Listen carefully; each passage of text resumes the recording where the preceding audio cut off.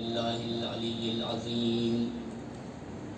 أعوذ بالله من الشيطان الرجيم. بسم الله الرحمن الرحيم. الحمد لله الذي لا يبلغ مدحته القائلون ولا يحصي نعماءه العادون ولا يؤدي حقه المجتهدون الذي لا يدركه بعد الهمم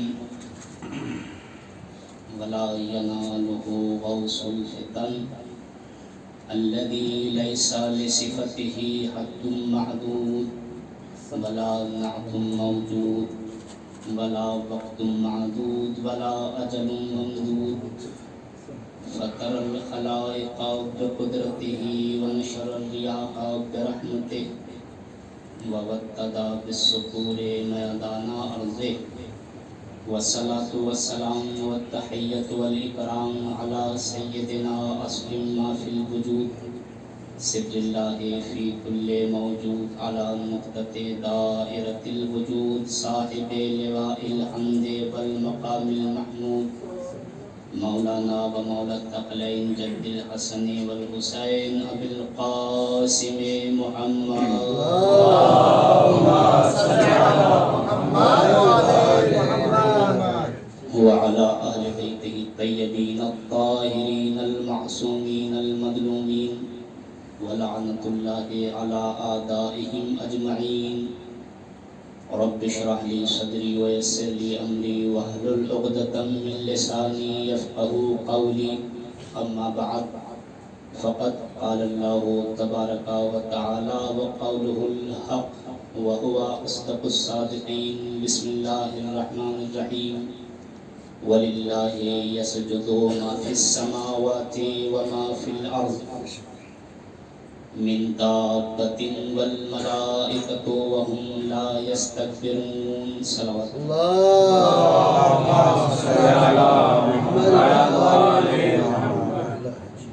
عزیزان محترم اور میرے تمام بزرگان علماء کرام اور اساتذہ اور بالغ نظر افراد کے درمیان لب کشائی کرنا یہ ایک جسارت ہے، لیکن اس امید کے ساتھ کہ اگر اپنے بزرگوں کے درمیان لب نہ کھولے جائیں تو پھر انسان کو کہاں موقع ملے گا اپنی اصلاح کے لیے. اور اس میں کوئی شک نہیں ہے کہ آپ سب مجھ سے بہتر ہیں، مجھ سے زیادہ جانتے بھی ہیں، پڑھتے بھی ہیں اور سب صاحبان فہم و فراست ہیں. میں آپ کے لیے شاید کوئی ایسی چیز پیش نہ کر سکوں کہ جو آپ نہ جانتے ہوں، مگر یہ فرش عزائے حسین علیہ السلام کا معجزہ ہے کہ اگر فرش عزائے امام حسین علیہ السلام پر علم کی زیادتی میں اضافہ نہ بھی ہو تو انسان ثواب سے کبھی محروم نہیں ہوتا.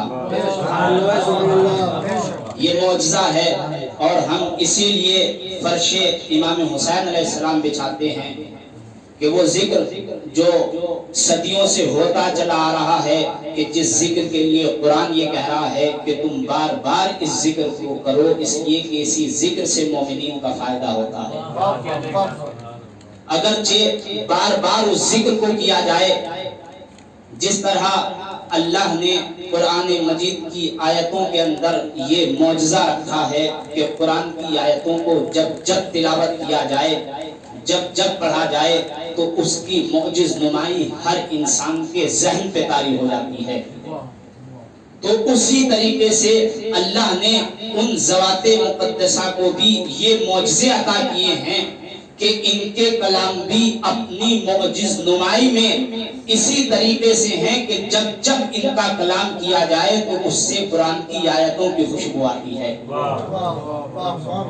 تو اسی مقصد سے یہ مجلس امام سجاد علیہ السلام برپا ہوئی ہے، اور جس سورے کی میں نے 49ویں آیت کو اس مختصر سی مجلس کے لیے عنوان قرار دیا ہے، قرآن مجید کا 16واں سورہ 49ویں آیت کہ پروردگار عالم کہہ رہا ہے کہ نہ زمین میں کوئی ایسی چیز ہے نہ آسمان میں کوئی ایسی چیز ہے مگر یہ کہ سب اللہ کو سجدہ کر رہی ہے۔ نہ زمین پر چلنے والی کوئی ایسی چیز ہے کہ جو اللہ کو سجدہ نہ کر رہی ہو، نہ آسمان میں کوئی ایسی چیز ہے۔ پھر تخصیص والملائکۃ، اور اللہ کے فرشتے بھی اللہ کو سجدہ کر رہے ہیں۔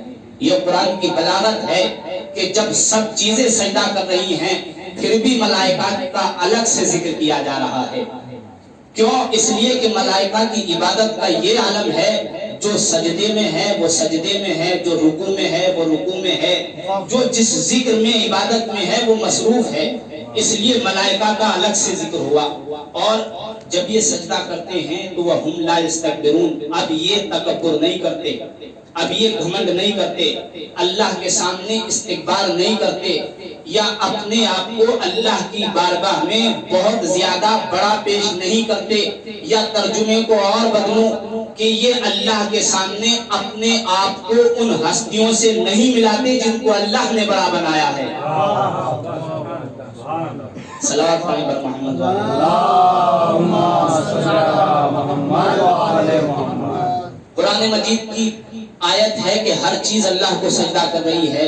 میں نے اسی لیے اس آیت کا انتخاب کیا کیونکہ آج ہم اس امام کا ذکر کر رہے ہیں کہ جو عبادت گزاروں کی حویلی میں زین العابدین کے نام سے یاد کی جاتی ہے۔ آج اسی لیے اس آیت کا انتخاب کیا گیا کہ جو محشر کے میدان میں تمام مخلوقات کی بزم میں تمام عبادت گزاروں کے سجدہ گزاروں کے درمیان جسے اللہ سید سجاد کہے گا، یہ وہی امام ہے جس کا ذکر ہو رہا ہے۔ سجدہ تو سبھی کر رہے ہیں، اور میرے عزیزو آپ مجھ سے بہتر جانتے ہیں امام کا ہر لقب اپنے اندر ایک علم کا سمندر لیے ہوئے ہے، ایک فضائل کا سمندر لیے ہوئے ہے۔ میری کیا بساط کہ میں اپنے مولا کے فضائل بیان کر سکوں، اور کسی کی کیا بساط کہ وہ فضائل سن کر اس دنیا میں زندہ رہ سکے۔ اس لیے کہ یہ حدیثیں ہیں کہ ہمارا کلام اگر کسی دل میں اتر جائے، کس طریقے سے، جس طرح امام فرما رہے ہیں کہ لو وقع کلامی طرفہ، لو وقع کلامی طرفہ فی قلب احدکم لصار میتا، اگر میرے کلام کا ایک حصہ کسی کے دل میں اتر جائے تو وہ مر جائے۔ اور نہج البلاغہ کا بھی یہ کلمہ کہ جب لوگوں نے مولا کے اوپر اعتراض کیا تو مولا نے کہا کہ علی کے سینے میں علوم کے ایسے خزانے ہیں کہ اگر علی نے تمہارے سامنے بیان کر دیے تو تم اس طریقے سے کانپو گے جیسے گہرے کنویں میں رسیاں کانپتی ہیں۔ تو کون بیان کر سکتا ہے؟ اب دلیل کیا ہے کہ امام کی عظمت اتنی ہے کہ کوئی برداشت نہیں کر سکتا۔ دلیل کے طور پہ القطرہ کی ایک روایت، پہلی روایت امام حسین علیہ السلام کے بعد کی کہ ایک شخص مولا کی خدمت میں آتا ہے اور کہتا ہے کہ مولا آپ مجھے اپنے فضائل بیان کریں، بتائیں کہ اللہ نے آپ کو کیا فضیلت دی ہے۔ مولا نے کہا کہ ایسا سوال نہ کر کہ جس کو تو برداشت نہ کر سکے۔ کہا کہ نہیں مولا میں برداشت کر لوں گا، آپ مجھے اپنی فضیلت بتائیے۔ مولا نے کہا کہ تو میری فضیلت کو سن کر برداشت نہیں کر سکتا۔ اب جیسے ہی امام حسین علیہ السلام نے اپنے فضائل میں سے ایک فضیلت کی ایک چھوٹی سی حدیث کا ذکر کیا، ابھی حدیث تمام نہ ہو پائی تھی کہ شخص کے بال اور داڑھی دونوں سفید ہو گئے۔ فوراً میرے مولا نے حدیث کو روکا اور میرے مولا نے مخاطب کر کے کہا کہ اچھا ہوا کہ اس شخص کے شامل حال اللہ کی رحمت ہو گئی تھی کہ صرف بات یہاں تک آئی کہ صرف بال سفید ہوئے ہیں اور داڑھی سفید ہوئی ہے۔ اگر اللہ کی رحمت شامل حال نہ ہوتی تو یہ دنیا میں زندہ نہ رہتا۔ یہ فضائل، یہ مولا کے فضائل کہ یا ملک مقرب یا مومن ممتحن یا عبد مرسل جس کو برداشت کر سکے، وہ فضائل آل محمد ہیں۔ تو امام علیہ السلام سجدوں کی منزل میں بھی اسی طریقے سے، عبادتوں کی منزل میں بھی مولا کا وہی معیار ہے۔ ہر چیز کی ایک زینت ہوا کرتی ہے، اور زینت کو زینت اس لیے کہتے ہیں، اگر آپ چمن میں جائیں اور چمن کی زینت کو آپ گلاب کہیں تو گلاب اس لیے کہتے ہیں کہ جب آپ چمن میں جائیں تو سب جگہ پھول ہیں، ہر طرف پھول ہیں، لیکن کیونکہ گلستان اور چمن میں آپ کی نظر جس پر جا کر ٹھہر جائے اسے گلاب کہتے ہیں۔ زینت کو زینت اس لیے کہتے ہیں کہ تمام فضائل میں جوہر کے اوپر اگر مرکزیت ہو جائے تو اس کو زینت کہا جاتا ہے۔ آپ آسمان کی طرف نظر کریے، آپ آسمان کی طرف نظر کریے، آسمان پورا اللہ نے خوبصورت بنایا ہے، مگر سارے آسمانوں کو چھوڑ کر انسان کی نظر اگر ستاروں پہ ٹھہر جائے تو ستارے آسمان کی زینت، اگر چاند پر ٹھہر جائے تو چاند آسمان کی زینت۔ اور اللہ نے زمین کی زینت کیا قرار دیا؟ اللہ نے زمین کی زینت مردوں کو قرار دیا اور مردوں کی زینت علی کو قرار دیا۔ اللہ نے زمین کی زینت مردوں کو قرار دیا اور مردوں کی زینت علی کو قرار دیا۔ اب ہر چیز کی ایک زینت ہے، تو اب اس مثال سے آپ اندازہ لگائیے کہ محشر کے صحن میں تمام صبح ازل سے شام محشر تک تمام مخلوقات آ کر جمع ہو رہی ہے، عابدین بھی ہیں، راکعین بھی ہیں، ساجدین بھی ہیں، ذاکرین بھی ہیں، مگر ان تمام عبادت کرنے والوں میں اگر کسی کے اوپر نظر مشیت ٹھہر جائے تو محشر میں اس کو زین العابدین کہا جا رہا ہے۔ صلوات پڑھیں پر محمود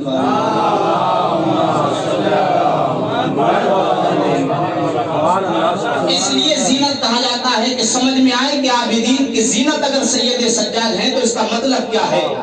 اگر عابدین کی زینت میرا مولا ہے تو اس کی عظمتیں کیا ہیں۔ مولا کا لقب سید سجاد ایسے ہی نہیں ہوا، بلکہ کوئی نعمت سامنے آئی تو مولا نے سجدہ کیا، کوئی نعمت یاد آئی تو سجدہ کیا، اللہ کی طرف سے کوئی نعمت ملتی ہے تو سجدہ کرتے ہیں، قرآن کی کوئی آیت سجدہ پڑھتے ہیں تو سجدہ کرتے ہیں، مولا ہر حال میں سجدہ کرتے ہیں۔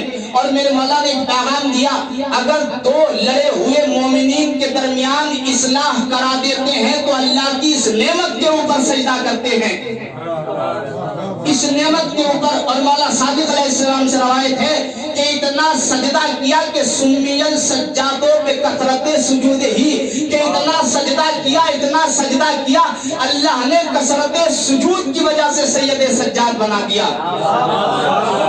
تو اب اگر امام سجاد کے چاہنے والے ہیں، اگر امام سجاد کا ذکر کرنے والے ہیں، یقیناً آپ تو سب علماء کرام ہیں، لیکن اگر یہ آواز دوسری جگہ پہنچ رہی ہے، جہاں جہاں تک یہ آواز جائے، جو اس مولا کے ذکر کو سنے، تو امام سجاد علیہ السلام اپنی سیرت سے یہ بتا رہے ہیں کہ دیکھو انسان ہم و غم کے بعد، مصیبتوں کے بعد اللہ کو نہ بھول جائے، عبادتوں کو نہ بھول جائے، نمازوں کو نہ بھول جائے، اس لیے کہ کربلا سے زیادہ مصیبتیں کسی پہ نازل نہیں ہوئی، کربلا سے زیادہ مصائب کسی نے اٹھائے نہیں ہیں، مگر سید سجاد علیہ السلام کربلا کے بعد بھی اللہ کی ایسی عبادت کر رہے ہیں، ایسی عبادت کر رہے ہیں کہ تاریخ کے دشمن مورخ بھی لکھنے پر مجبور ہو گئے اپنے زمانے کا جو سب سے بڑا عابد ہے وہ بھی سجاد ہے، جو زاہد ہے وہ بھی سجاد ہے۔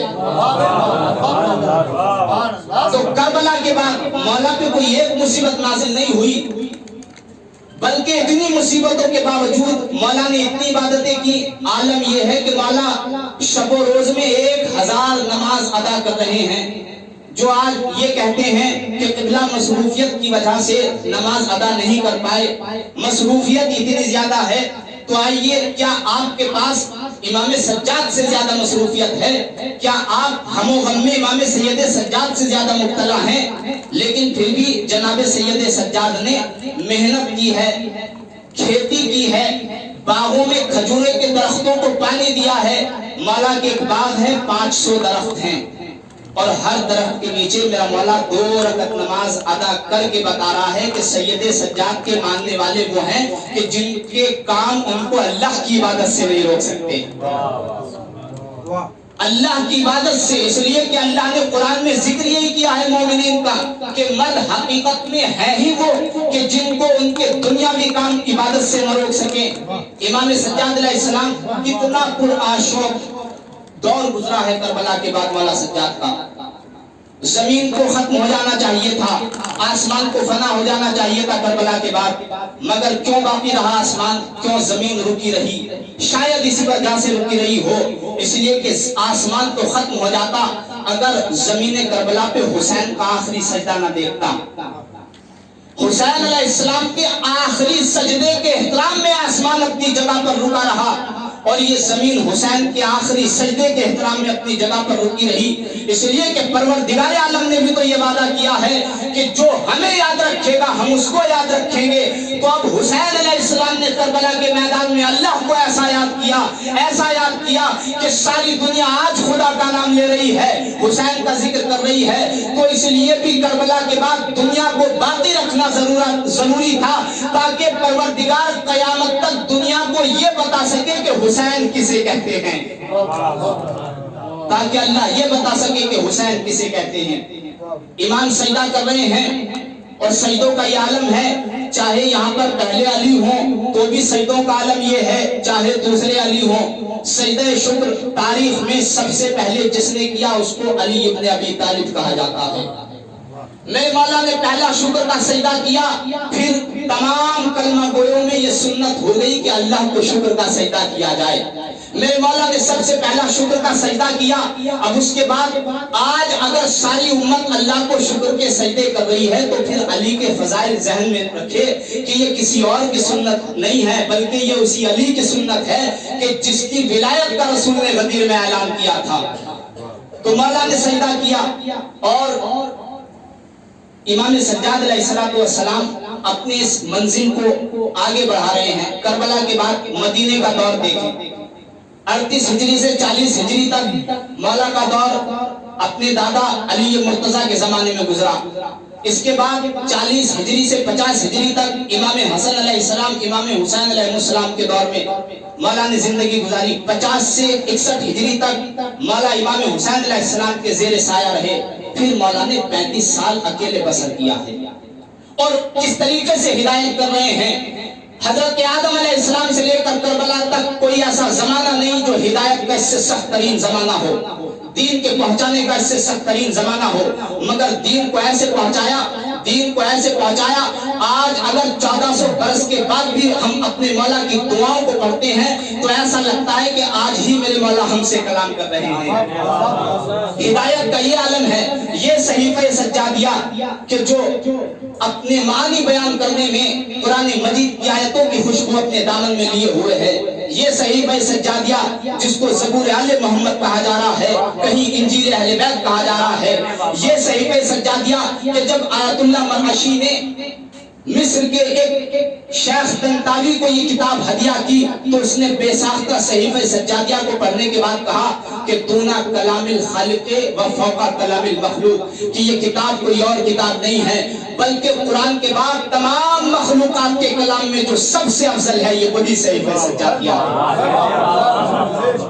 تو آج دشمن قصیدہ پڑھ رہے ہیں، سائنس نے اتنی ترقی کی عزیزو، تھوڑا سا علم انسان کے پاس آتا ہے تو انسان پستی سے بلندی کی طرف جاتا ہے۔ علم کا یہ کمال ہے، علم کا یہ ہر چیز کا ایک کمال ہوتا ہے۔ علم کا کمال یہ ہے کہ جتنا علم آئے گا انسان پستی سے بلندی کی طرف جائے گا۔ اب کسی بھی طرح کا دنیاوی علم ہو تب بھی انسان کچھ نہ کچھ بلندی پر ضرور پہنچے گا۔ آج دنیا سائنس ترقی کر رہی ہے، جب اس نے تھوڑا سا علم حاصل کیا تو یہ بلندیوں کی طرف جانے لگا، کبھی چاند پر پہنچا، کبھی ستاروں کی طرف رخ کیا، تب کبھی اس نے ہواؤں میں مسکن بنا لیا۔ تو یہ جس کے پاس تھوڑا سا علم آ جاتا ہے وہ تو اپنی کمندے ستاروں تک پہنچا دیتا ہے، تو جن کو اللہ نے اتنا علم عطا کیا ہے ان کا مقام کیا ہوگا؟ تو ان کا مقام بھی اہل بیت نے بیان کیا ہے، کہ جس کے پاس تھوڑا سا علم ہوتا ہے وہ چاند تک جاتے ہیں، جن کے پاس اللہ کا علم ہوتا ہے وہ ستاروں کو اپنے دروازے پہ بلاتے ہیں۔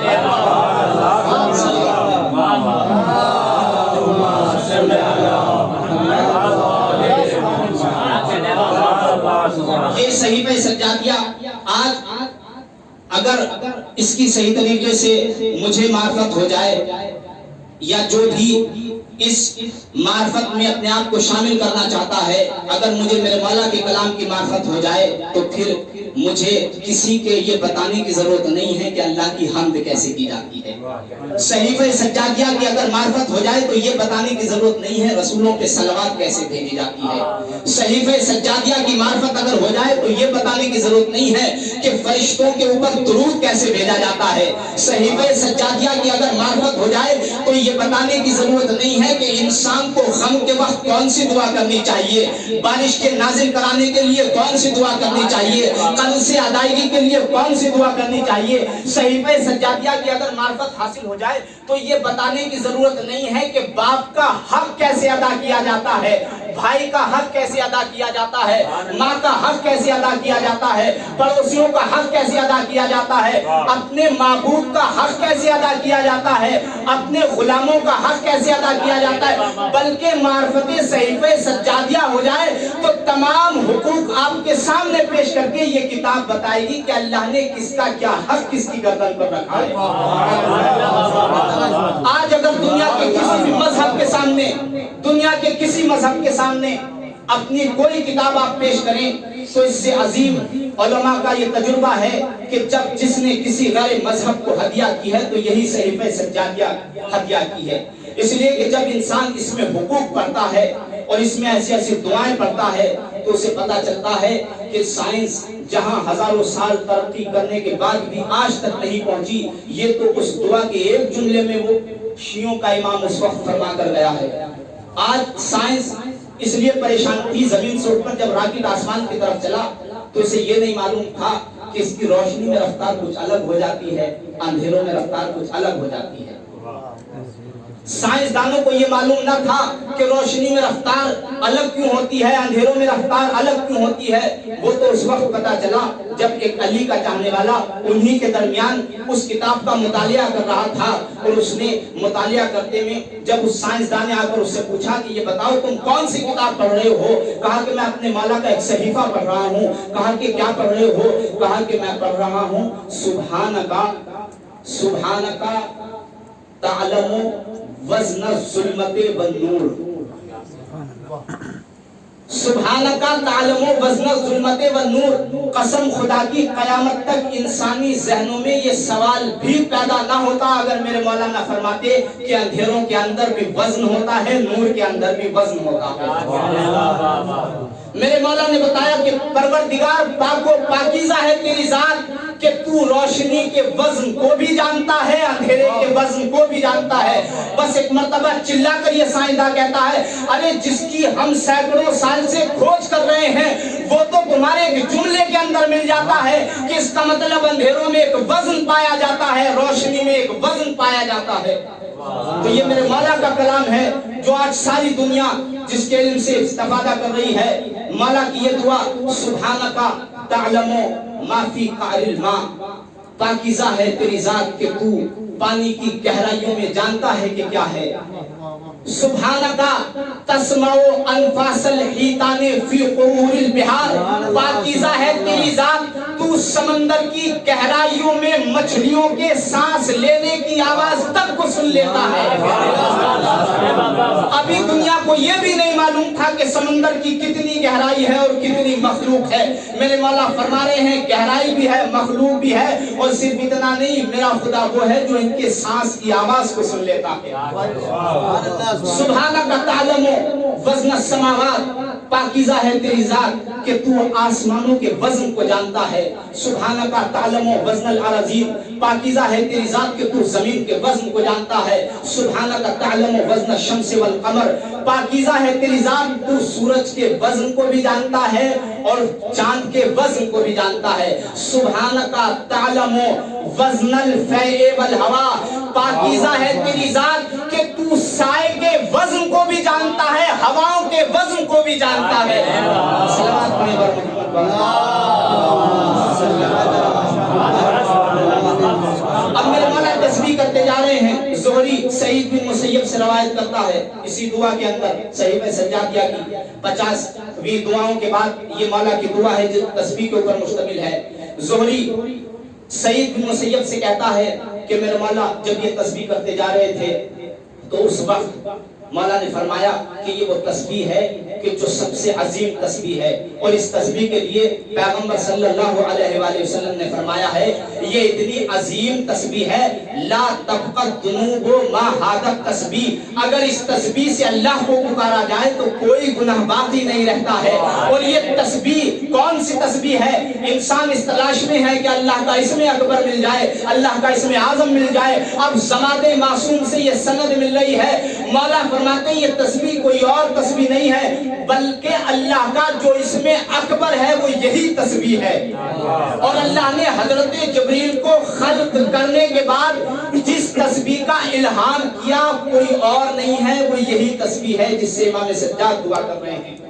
یہ کہتے ہیں کہ مولا جب مکے سے نکلتے ہیں تو ایک قوم ہے مکے میں کہ جو اس وقت تک مکے سے باہر نہیں نکلتی جب تک سید سجاد مکے سے باہر نہیں نکلتے۔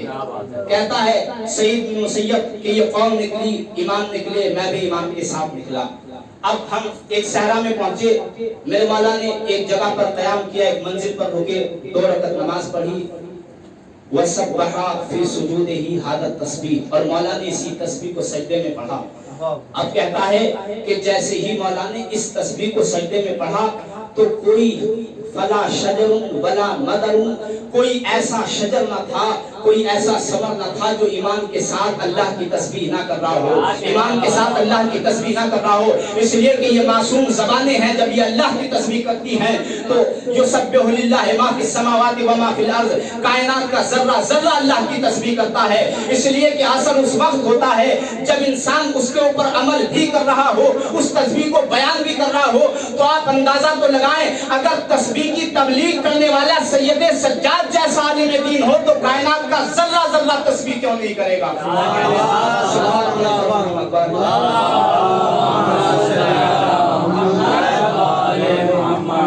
یہ میرے مولا کی تسبیح کا عالم ہے۔ آج اگر دنیا اس در پر آئے اور علماء آل محمد علیہ السلام سے فیضیاب ہو تو پھر میرے مولا کو وہ فرمانا کہ ہمارے کلمات، ہمارے نورانی کلمات، ہمارے ارشادات صرف آپ کا کام یہ ہے کہ ان تک پہنچا دیں، اب ان کے اور درمیان تمہیں آنے کی ضرورت نہیں ہے، وہ خود چل کر ہمارے دروازے تک آئیں گے۔ واقعہ گواہ ہے، میرے مولا نے جب ایک شخص ہے بلخ شہر کا رہنے والا ہے، اکابرین میں سے ہے، مولا کی زیارت کے لیے جاتا ہے، ہر سال حج بھی کرتا ہے، حج کے بعد میرے مولا کی زیارت کرتا ہے۔ ایک مرتبہ اس کی بیوی نے جو عام طور سے کبھی کبھی خصلت ہوا کرتی ہے گھر میں کہ آپ تو فلاں صاحب کو اتنے تحفے دیتے ہیں لیکن جواباً انہوں نے آپ کو کیا دیا ہے۔ اب یہاں بھی چونکہ فطرت خواتین غالب آ گئی صحابی کے سامنے، محب کے سامنے، کہا کہ آپ اتنے سال سے اپنے مولا کے پاس جا رہے ہیں، ہمیشہ تحفے لے کر جاتے ہیں، حج کے لیے جاتے ہیں، کیا آپ کے مولا نے بھی آپ کو کوئی تحفہ دیا؟ یقیناً ایمان ضعیف تھا، اس لیے ذہن میں یہ سوال پیدا ہوا۔ اگر ایمان قوی ہوتا تو کبھی یہ سوال پیدا نہ ہوتا۔ اس شخص نے کہا کہ اے خاتون یہ نہ کہے، اس لیے کہ میرا امام وہ ہے جس کا اختیار دنیا اور آخرت کے اوپر ہے، میرا امام وہ ہے جو سلطان دنیا اور آخرت ہے، جو انسانوں کے پاس جو کچھ بھی ہے ہر چیز کے اوپر جس کا تصرف ہے وہ میرا امام ہے۔ کہیں ایسا نہ ہو کہ تیری صدا میرے امام کے کانوں تک پہنچ جائے۔ بس ایک مرتبہ یہ شخص اب حج کے لیے تیار ہوا، حج پر پہنچا، حج کیا، حسب دستور اس نے امام علیہ السلام کی زیارت کی۔ اب گھر میں آیا اور آنے کے بعد میرے مولا نے دیکھا کہ وہی ہمارا چاہنے والا ہے، کھانا لگا ہوا ہے، مولا نے کھانے کے لیے اس کو کہا۔ اب اس نے کھانے کے بعد جب ایک تشت لایا گیا تو ایک تشت تھا، ایک برتن تھا پانی کا، اس شخص نے برتن اٹھایا تاکہ امام علیہ السلام کے ہاتھوں کو دھلا سکے۔ واقعے کو بالکل مختصر کر رہا ہوں، صرف شاہد مثال کہ اس نے چاہا کہ اپنے امام کے ہاتھوں کو دھلاؤں۔ اب جیسے ہی اس نے تشت کو اٹھایا، برتن کو اٹھایا، میرے مولا نے فرمایا اب میرے مولا پیغام بھی دے رہے ہیں واقعے کے اندر، اس لیے کہ میرے مولا کی زندگی کا کوئی عمل ایسا نہیں ہے جو امت کے لیے پیغام نہ بن سکے۔ پیغام دے رہے ہیں۔ جیسے اس نے لوٹا اٹھایا فوراً میرے مولا کہتے ہیں کہ تم ہمارے مہمان ہو، مہمان ہو کر ہمارے ہاتھ دھلا رہے ہو۔ اس کا مطلب مولا بیان یہ کر رہے ہیں کہ مہمانوں سے خدمت لی نہیں جاتی، مہمانوں کی خدمت کی جاتی ہے۔ جبکہ امام ہے، جبکہ امام ہے، مہمانوں کی خدمت کی جاتی ہے، مہمانوں سے خدمت لی نہیں جاتی۔ مگر چاہنے والے کی معرفت کا معیار یہ ہے کہ چاہنے والا دیکھ رہا ہے کہ اگر امام ایسا ہو تو اس کی خدمت کی جائے. کہا مولا میں چاہتا ہوں کہ اپنے ہاتھوں سے آپ کے ہاتھوں کو دھلاؤں. میرے مولا نے کہا کہ اب اگر تیری محبت کا یہ عالم ہے تو ہم تجھے اگر وہ چیز عطا نہ کر دے کہ جو تیری آنکھوں کو ٹھنڈک پہنچا دے تو ہمیں امام ہی نہ کہنا. میرے مولا نے کہا کہ پانی آگے بڑھاؤ. اب جیسے ہی اس نے وہ تشت لیا, مولا کے ہاتھوں پر پانی ڈالنا شروع کیا اور پانی زمین پہ تشت میں گر رہا تھا. مولا نے اس سے پوچھا کہ بتاؤ یہ تشت میں کیا گر رہا ہے؟ کہا کہ مولا پانی گر رہا ہے. مولا نے کہا کہ صحیح طرح دیکھو, بتاؤ کیا گر رہا ہے. اب جیسے اس نے دوبارہ دیکھا, کہا کہ مولا یہ تو پانی نہیں ہے بلکہ یہ تو یاقوت احمر بن چکے ہیں. یہ پانی نہیں ہے, یہ تو یاقوت احمر بن چکے ہیں. اب میرے مولا جان چکے تھے کہ اس کی زوجہ نے اپنے شوہر سے یہ کہا ہے کہ تم ہمیشہ امام کے پاس تحفے لے کر جاتے ہو, تمہارے امام نے تمہیں کیا دیا ہے؟ چاہنے والے نے کہا ایسا نہ کہ اس لیے کہ میرا امام وہ ہے جس کا دنیا و آخرت کے اوپر اختیار ہے. اب دوسری مرتبہ اس نے پانی ڈالا, ہاتھوں سے پانی مس ہوا, تشت تک پہنچا. میرے مولا نے کہا کہ بتا کیا گر رہا ہے؟ کہا کہ مولا پانی ہے. کہا کہ پھر دیکھ اور بتا کیا گر رہا ہے. کہا کہ مولا یہ تو موتی اور ہیرے بن چکے ہیں. تیسری مرتبہ مولا نے پھر اس سے پانی ڈالنے کے لیے کہا.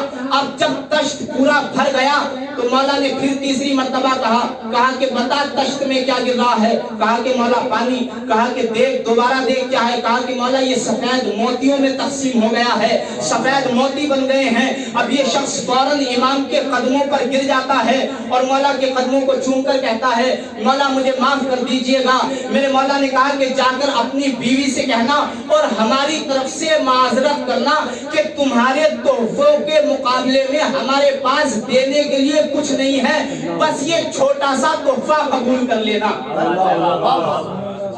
اب جیسے ہی یہ واپس پلٹا, ہیرے جواہرات کو لیا, اپنے وطن واپس آیا اور پورا قصہ اپنی بیوی سے بیان کیا. اب جیسے ہی اس نے امام علیہ السلام کی اس کرامت کو دیکھا, فوراً اس نے قسم کھائی کہ اپنے شوہر کے ساتھ کہ میں تمہیں قسم دیتی ہوں کہ تم جس امام کو مانتے ہو اب مجھے بھی اس امام کی زیارت کے لیے لے چلو. میں بھی اس امام کو دیکھنے کے لیے جاؤں گی کہ آپ کا امام کون ہے.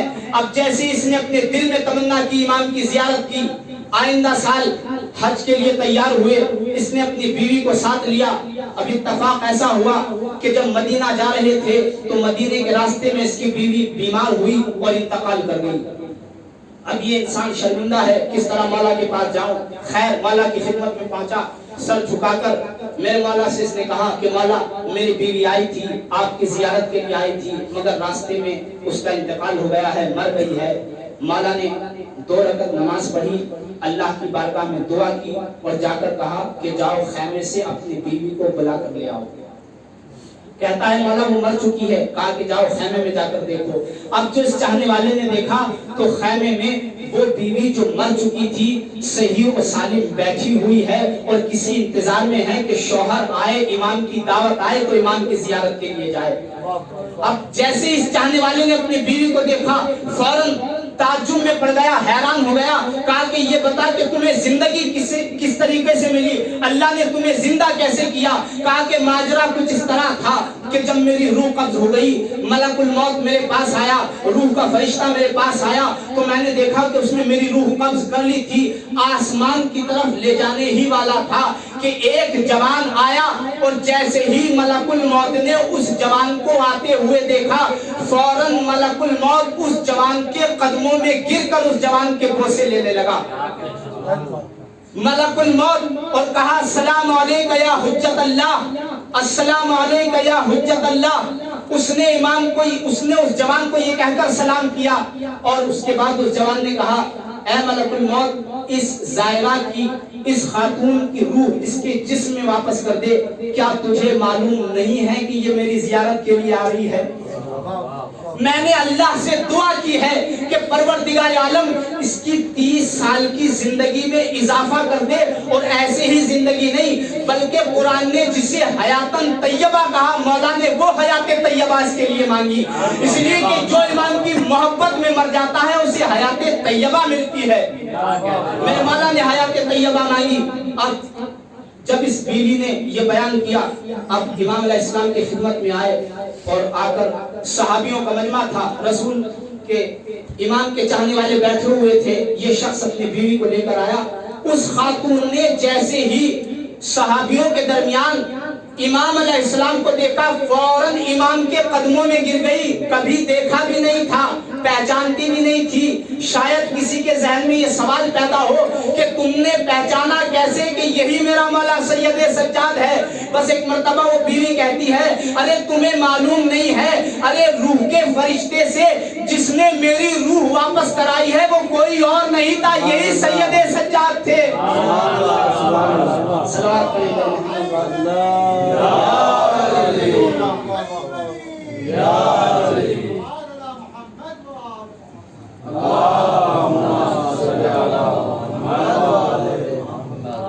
یہی سید سجاد تھے امام علیہ السلام کی۔ اب جب یہ کرامت دیکھی تو ہمیشہ امام کی مجاورت میں دونوں نے زندگی گزار دی۔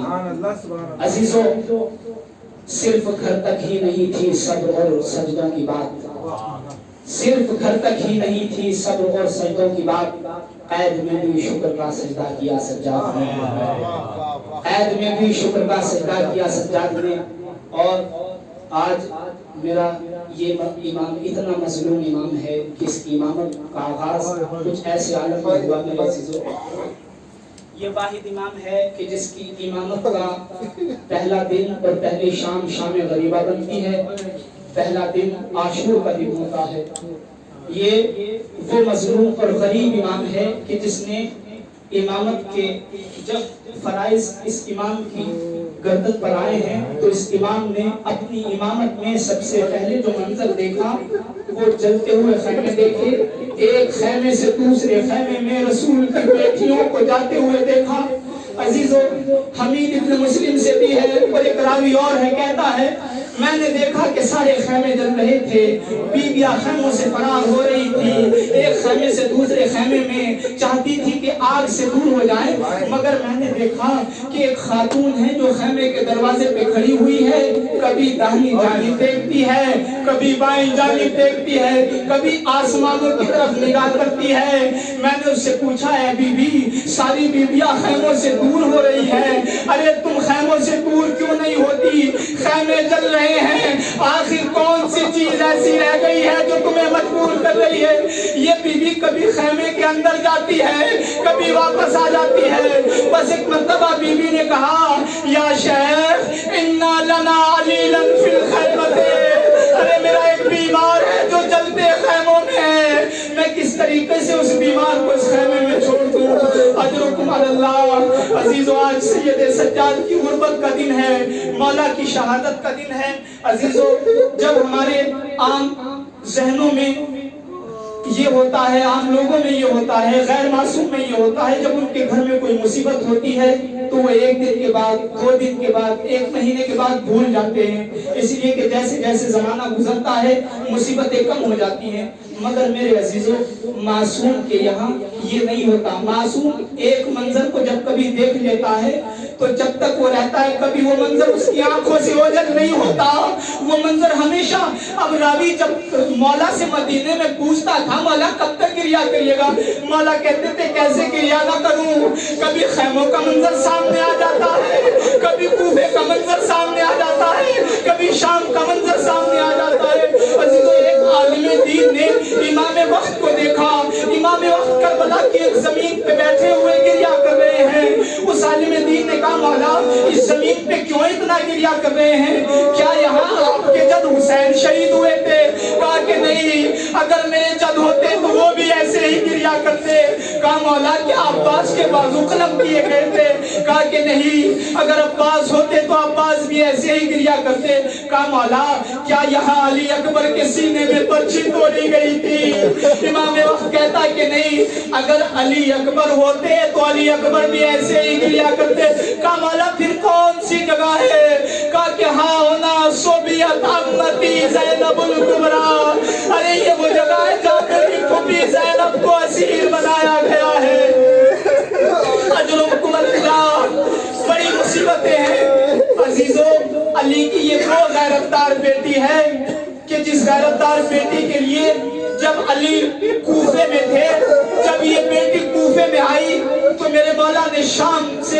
पहरा देना शुरू कर दिया और कहा, ऐ लोगों अपने घरों को बंद कर लो, अपने चरागों को बुझा लो, इसलिए कि आज कूफे में मेरी बेटी वारिद हो रही है।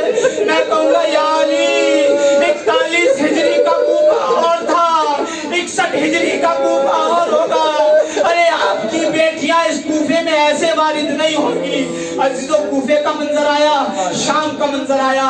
अजीजों, यही तो शाम है कि जिसने सैयद सज्जाद को खून के आंसू रुलाए हैं। अजीजों, ये शाम में 3 दिन तक शाम के बाहर रसूल की बेटियों को क्यों रोका गया? आपको मालूम है, ये तो पहले ही पहुंच चुके थे।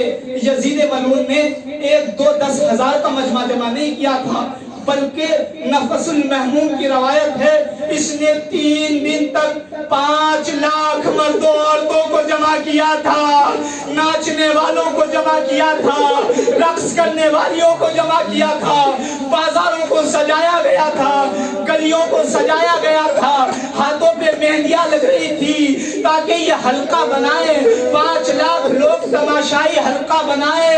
तो ये रसूल की बेटियां, ये अब्बास की बहनें इस हल्के के बीच में से गुजरेगी। अजीजों, क्या वक्त होगा जिस वक्त मेरे मौला सैयदे सज्जाद ने जनाबे ज़ैनब को शराबियों के बीच में से देखा होगा। अरे शराबी पुकार रहे होंगे, जनाबे ज़ैनब का नाम पुकार रहे होंगे, शराबी कभी जनाबे ज़ैनब का नाम ले रहे होंगे। अजीजों, मौला सज्जाद मदीने में है।